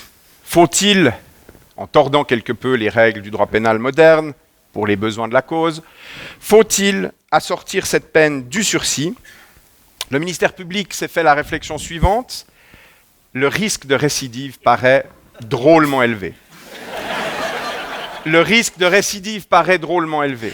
Alors, dans ce type de cas, on refuse le sursis. Mais si l'on en reste à une peine de 10 ans d'emprisonnement, d'interdiction de quitter le territoire, alors ce temps d'épreuve est trop court. Raison pour laquelle le ministère public requiert que le sursis soit accordé, mais avec un délai d'épreuve de 100 ans jusqu'aux prochaines commémorations des 400 ans donc de la mort du major d'Avel.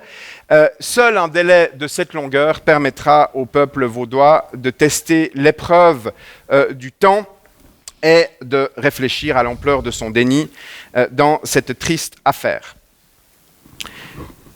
La peine requise n'est pas suffisante aux yeux du ministère public pour prévenir la récidive, et c'est la raison pour laquelle le ministère public requiert également 2 mesures thérapeutiques. La première mesure, il est constant que le peuple vaudois a parfois besoin qu'on lui rappelle les vertus de l'indépendance et les affres de la servitude. Et pour ce faire, le ministère public requiert qu'il lui soit fait interdiction de boire du vin blanc pendant 10 ans. Cette interdiction sera assortie d'une obligation de boire du vin bernois pendant la même période,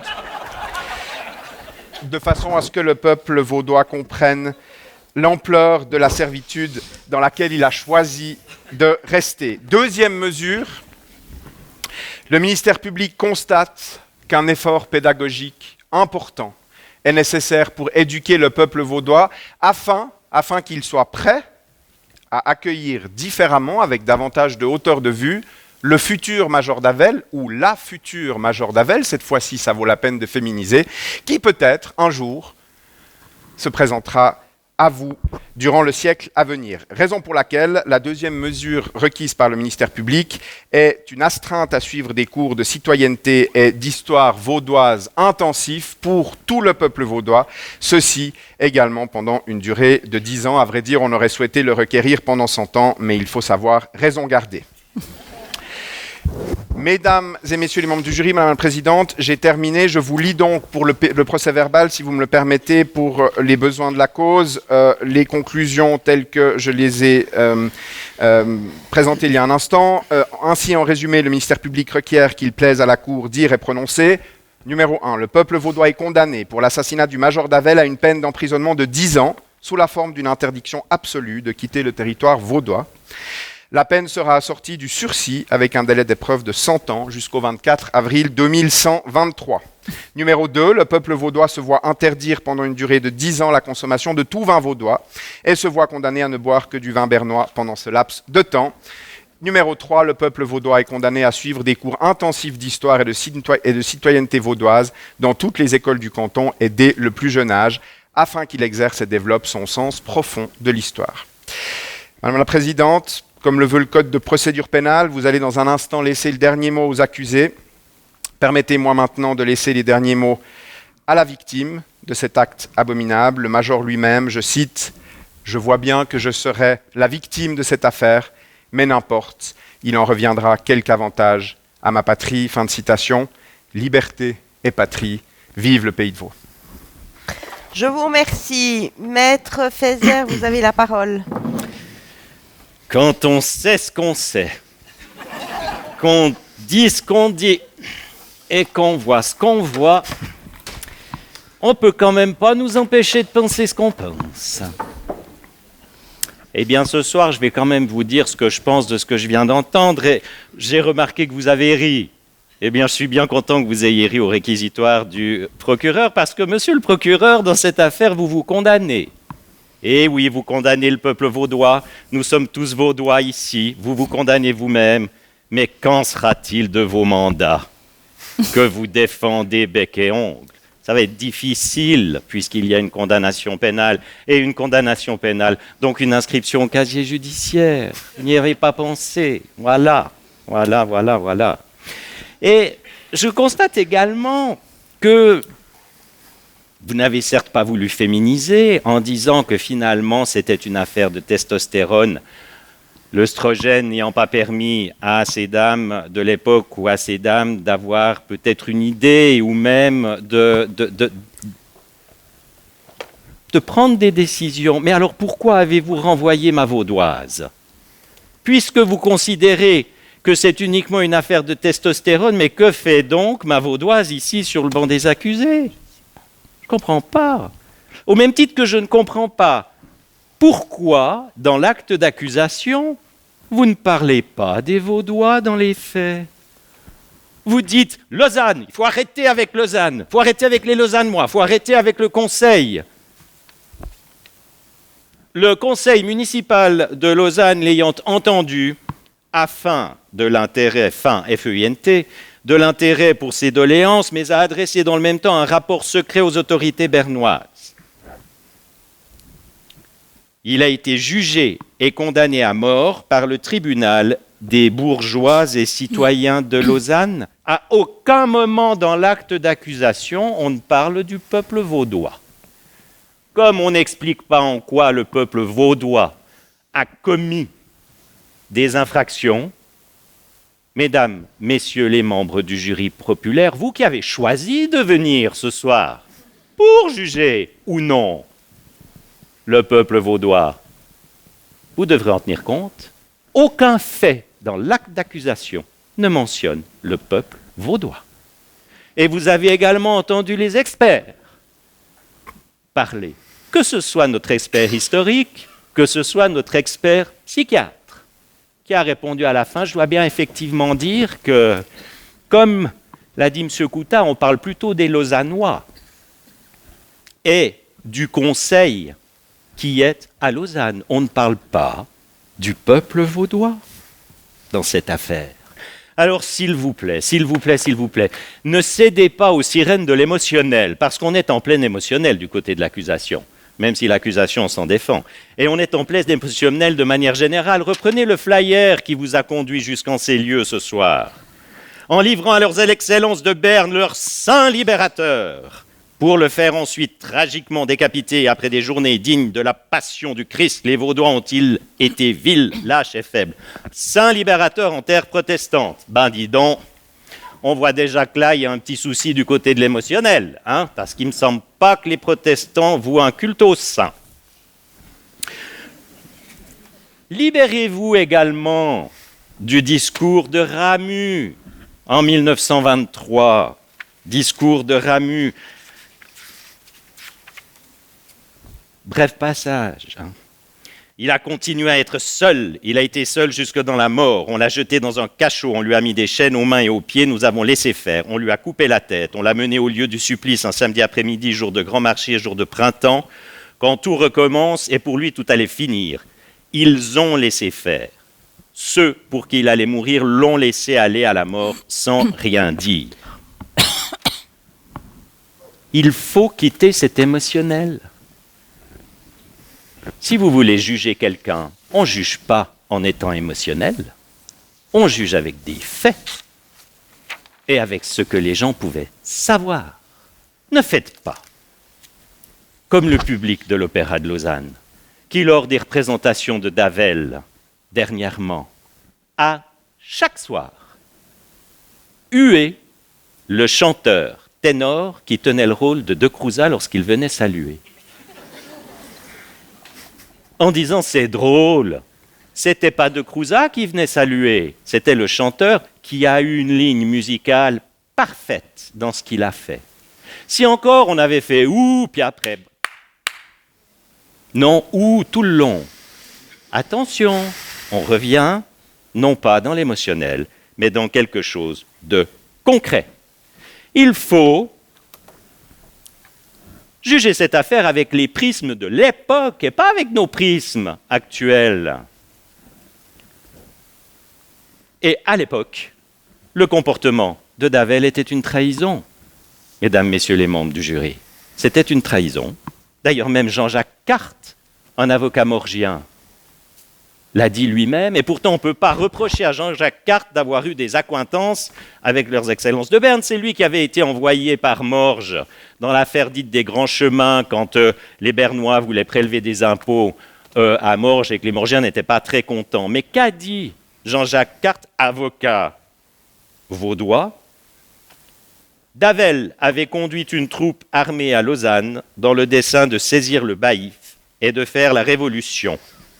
Le délit était manifeste, c'était bien un crime de haute trahison. Alors l'héroïsme, on veut toujours se dire qu'on se serait comporté en héros et qu'on aurait, nous, été à l'époque celle qui, envers et contre tout, aurait défié le régime bernois qui était là depuis plus de 200 ans. Mais on aurait été ce héros. Je ne résiste pas à l'idée de vous lire juste ce qu'a écrit Jean-Jacques Goldman. Né en 17 à Leidenstadt. Et si j'étais né en 17 à Leidenstadt sur les ruines d'un champ de bataille, aurais-je été meilleur ou pire que ces gens si j'avais été allemand? Et je ne fais aucune analogie par rapport à ce qui s'est passé avec la Deuxième Guerre mondiale. C'est juste pour dire, qu'auriez-vous fait en étant du peuple vaudois? Qu'auriez-vous fait à l'époque? Alors que le peuple était à moitié illettré, alors qu'on est vaudois. Oui, il y avait 500 hommes, 5 à 600 hommes accueillis, c'est clair. Est-ce que parce qu'il y avait 5 à 600 hommes, on se disait que le major Davel allait vouloir renverser le régime bernois? Non, pas à l'époque. Maintenant, c'est facile de le dire. Mais quand même, vous devez bien vous poser quelques questions, ou bien. Mais non, pas à l'époque. Alors les Vaudois et les Vaudoises peuvent s'enorgueillir, monsieur le procureur, et vous n'avez pas vraiment suivi les questions que j'ai posées pour pouvoir dire que j'allais salir l'image de Davel. Non, les Vaudoises et Vaudois peuvent s'enorgueillir du fait d'avoir eu un premier défenseur de la liberté pacifique. Il l'a été. Quelle belle figure, le major Davel, parce que c'est une belle figure. Mais à l'époque, je veux dire, c'était quelque chose mais d'incroyable, de penser qu'on pouvait faire quelque chose de pacifiste. Même le Christ avait été mis sur la croix. Alors ça, tout le monde était d'accord pour le dire. Je veux dire, et on n'était pas du tout dans cette logique-là. Si l'on reprend le discours de Davel, vous le connaissez, le discours de Davel. Je vous exhorte, tous autant que vous êtes, qui m'écoutez, d'éviter soigneusement les procès qui sont si contraires à l'esprit du christianisme. Ce pays en est infecté plus qu'aucun autre par la faute de ceux qui devraient y mettre ordre. Qu'est-ce qu'on fait aujourd'hui? Un procès. Un procès contre qui? Contre les Vaudois. vaudois qu'il avait voulu libérer. Vous ne pensez pas que le major d'Avel est en train de se retourner dans sa tombe, là? En fait, son discours, passé à la trappe quand on voit ce qui se passe ce soir. Alors encore une fois, ne faites pas en sorte que ce discours ait été vain lorsqu'il a été fait. Et revenons en 1723, il y a 3 siècles, avec les prismes de l'époque. Le canton de Vaud n'existe pas. Il s'agissait du pays de Vaud. Pays de Vaud qui a eu plusieurs maîtres au Moyen-Âge, qui a passé sous l'Empire, les évêques, la Savoie, qui était une terre, mais une terre que l'on convoitait, qui était disputée. Il y avait l'Allemagne, les Ostrogoths, les Visigoths, barbares, vous verrez ce que vous voulez, la France, qui n'était pas encore la France, mais l'Empire, etc., l'Italie plus bas, bref, terre magnifique d'ailleurs, ce pays de Vaud si grand, si beau. Hein.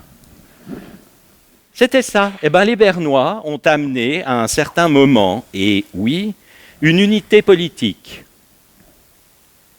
Vaud a été rattaché à la Confédération, parce que la Confédération existait déjà, il y avait des cantons. Et du fait de l'appartenance bernoise, Vaud a été rattaché à la Confédération. D'ailleurs, ce serait peut-être bien finalement que les Bernois nous restituent le trésor de la cathédrale, parce que ça fait un moment qu'ils l'ont gardé, hein, alors qu'on pourrait bien l'avoir en retour. Hein. Les campagnes bénéficiaient d'un développement de réseaux routiers. Et, comme je l'ai déjà dit, les Bernois sont là depuis 2 siècles. Je ne dis pas que Berne devait rester. Pas ça. Mais ils étaient là. 1723.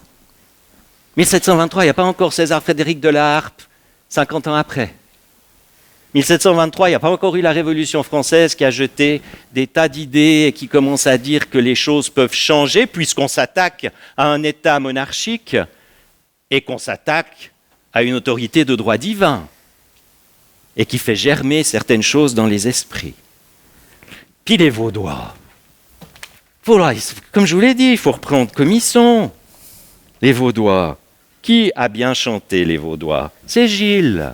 Jean Villard-Gilles. Au beau, le Vaudois, il préfère le joli. Hein, alors. Et puis, quand tout à coup, à certains moments, il se lance dans les majuscules, il devient carrément pompier quand il s'agit de la patrie. Que dans ces lieux, à toi toujours, l'amour des lois, Suisse chérie, garde à vous, fixe, ouvrez le banc, rentemplant. L'amour des lois. Ensuite, le Vaudois, toujours en suivant Gilles, il est inquiet. Il est inquiet. Alors c'est peut-être l'histoire de la fasanade, je ne veux pas chaque fois revenir, mais les enfants sont inquiets, mais 20 fois l'expert psychiatre nous en a parlé. Hein. Qu'est-ce que vous voulez que je vous dise? Ce n'est pas de ma faute. Lorsque la paix, comme un tonnerre, éclata sur l'Europe entière, de joie, ce fut un beau tollé, hippie pourra, olé olé. Monsieur Duflon avec sa dame se mit à lâcher des oriflammes sur son balcon de Couvalou. On peut dire qu'on était inquiet. C'est maintenant qu'on est inquiet. Je ne vais pas toute vous la chanter. Hein. On est inquiet, on est inquiet, on est inquiet, on est inquiet, on est inquiet, on est inquiet en terre vaudoise. Ben oui, ben voilà, on est inquiet en terre vaudoise. Qu'est-ce que vous voulez que je vous dise? C'est comme ça. Donc si les Vaudois sont inquiets aujourd'hui, Dieu sait comme ils l'étaient encore à l'époque, puisqu'il n'y avait pas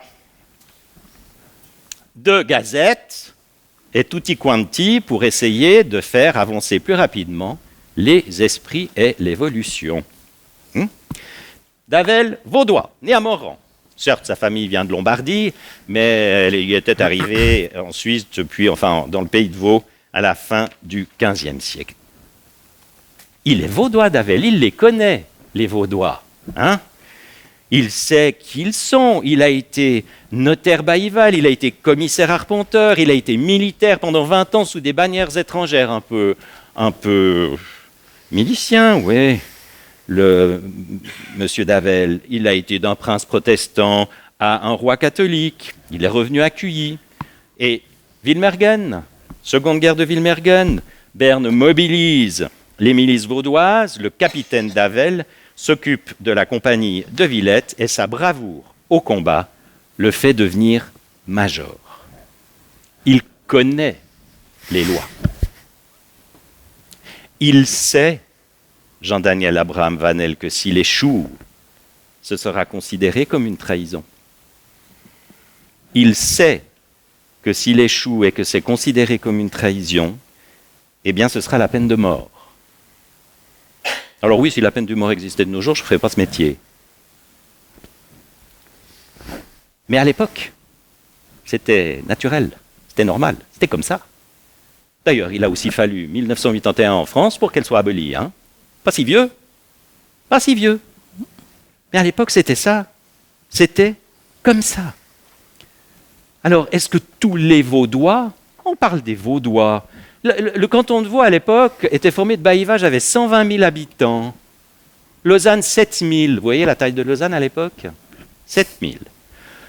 Vevey, Morges, Yverdon, à peine plus de 2 000 habitants.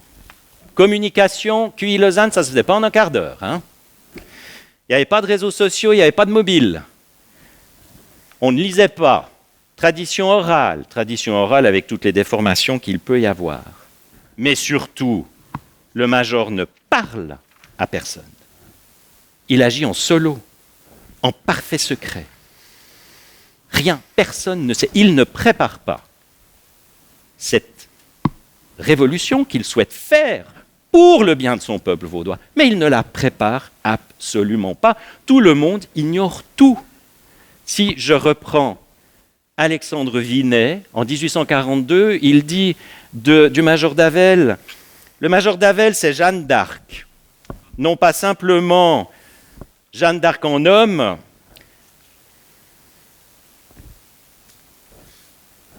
ce mot ferait mal comprendre d'Avel. Je dirais bien plutôt l'ange. Si j'osais, c'est la même pureté, le même dévouement, la même douceur. Je me trompe, d'Avel est plus douce encore que Jeanne d'Arc.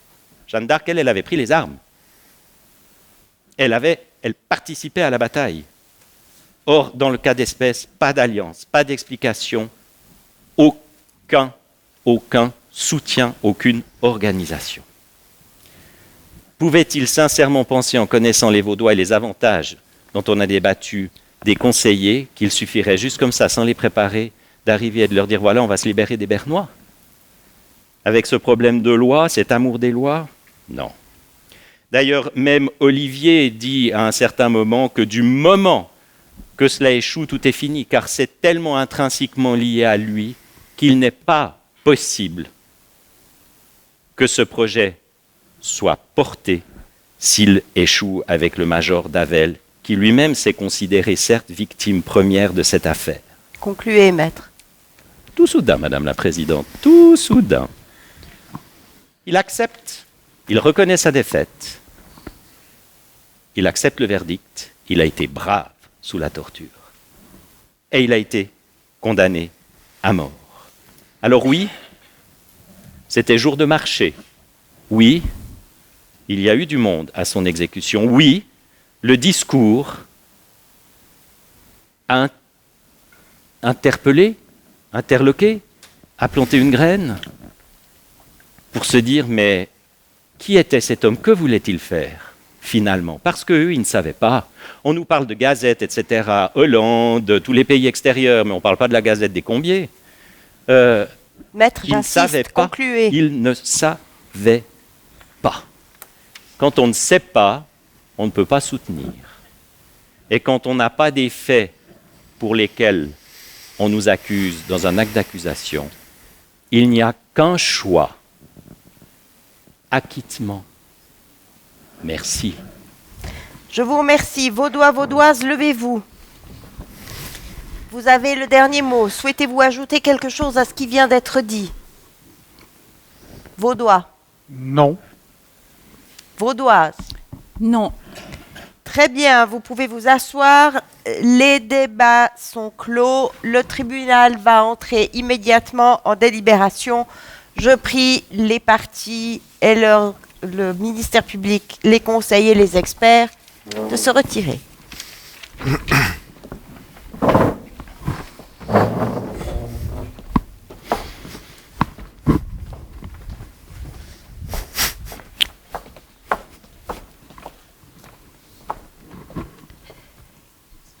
Mesdames, Messieurs du jury, c'est à vous qu'il appartient maintenant de vous prononcer.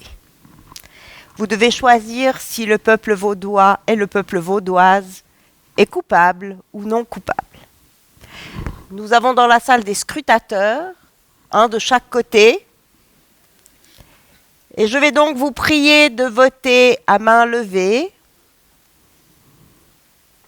Vous avez entendu les débats, vous avez entendu les arguments des uns et des autres. Qui considère que le peuple vaudois et le peuple vaudoise est coupable? Levez la main maintenant.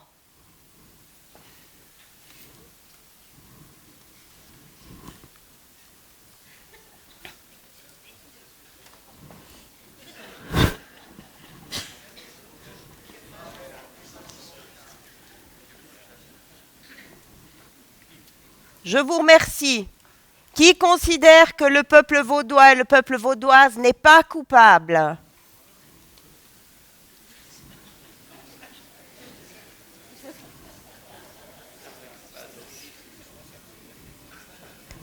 Madame, Monsieur les scrutateurs, est-ce que vous avez pu faire votre compte?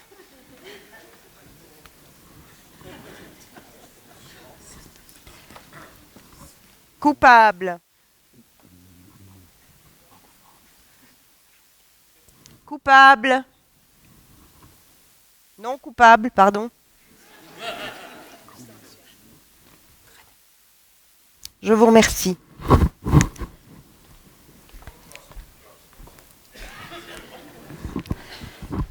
Veuillez faire entrer les partis et leurs conseils,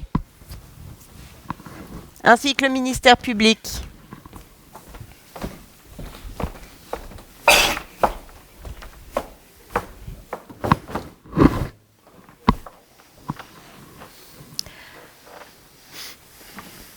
Voilà, l'audience est reprise pour la lecture du jugement vaudois-vaudoise. Vous pouvez vous asseoir. Le jury populaire ici constitué vous a déclaré non coupable. Vous êtes donc libéré de toute charge. Et vous pouvez aller librement continuer à boire du vin vaudois. Monsieur le procureur, vous avez un délai de 10 jours pour déposer une déclaration d'appel auprès de ce tribunal. Il y aura un appel, Madame la Présidente. Soyez beau joueur, monsieur le procureur. L'audience est levée.